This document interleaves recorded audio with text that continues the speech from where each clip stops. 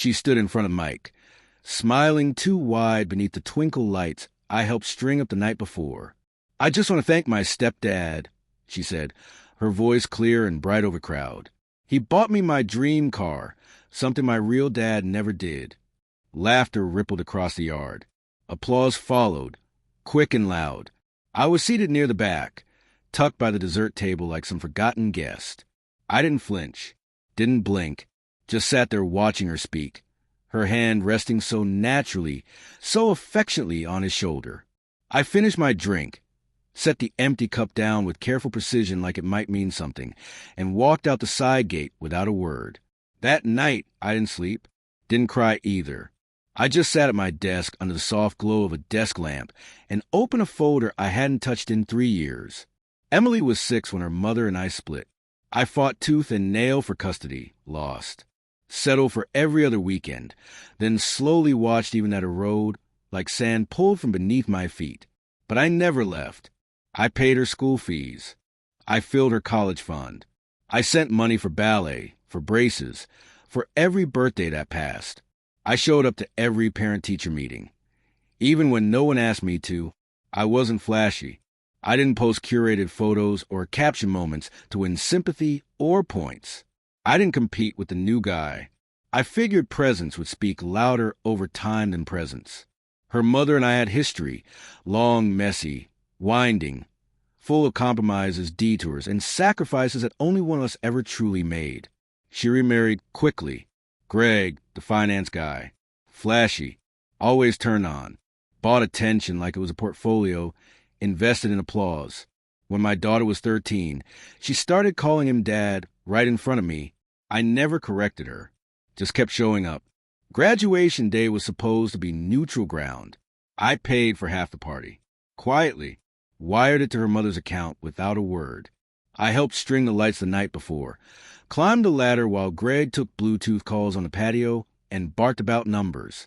I stayed out of the pictures, kept a low profile, gave them their space. I didn't want drama. So when she stood up and took the mic and made her speech, I thought maybe, just maybe, she'd gnawed my way. A glance, a word, something. Instead, she drew the blade and cut clean. My real dad never did anything. Everyone heard it. No one said a word. My ex turned away. Greg smiled like he'd just won a trophy. I smiled too, but not out of peace, out of recognition. The final nail. The cold clarity I hadn't known I needed.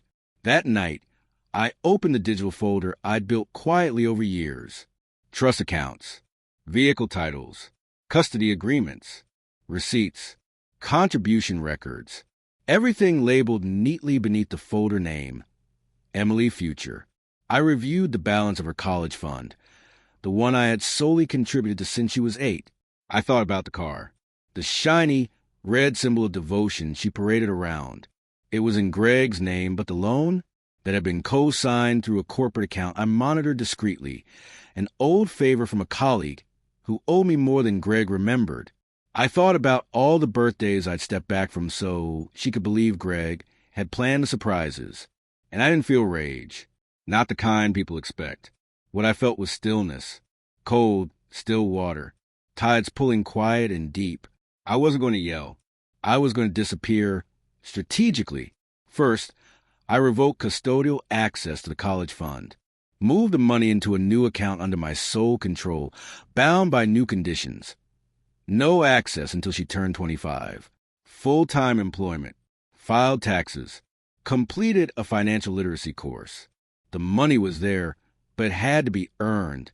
Next, the car. The repo was scheduled for 6:15 a.m. I knew the dealership. Knew the man who handled Greg's financing. Called in a clause breach. Simple. Quiet.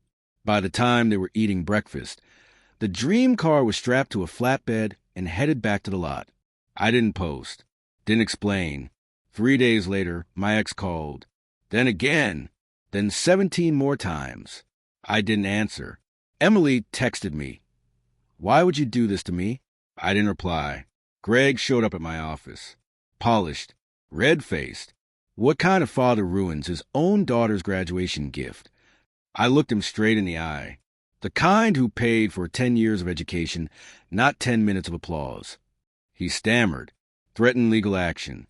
I slid a printed copy of the loan default across the desk. His name, his signature, his responsibility. His face shifted. He left without finishing his sentence. Then my ex finally got through. Her voice cracked. Raw. You're punishing her for one comment. She's 18. For God's sake. I exhaled slowly.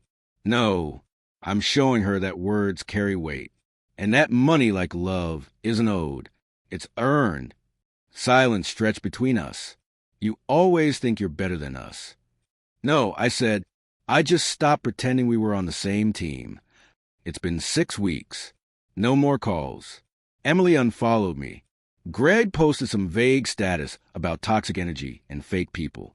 I let it all pass, like wind over water. I don't hate my daughter. I love her more than she'll likely understand for a long time. But love doesn't mean endless forgiveness. It doesn't mean financing someone else's performance while being written out of the story. I left the door unlocked, but closed. When she's older, she'll understand. Or she won't. That's hers to reckon with. For now, my balance sheets are clean. My silence uninterrupted. And in that stillness, for the first time in years, I feel something that almost resembles peace.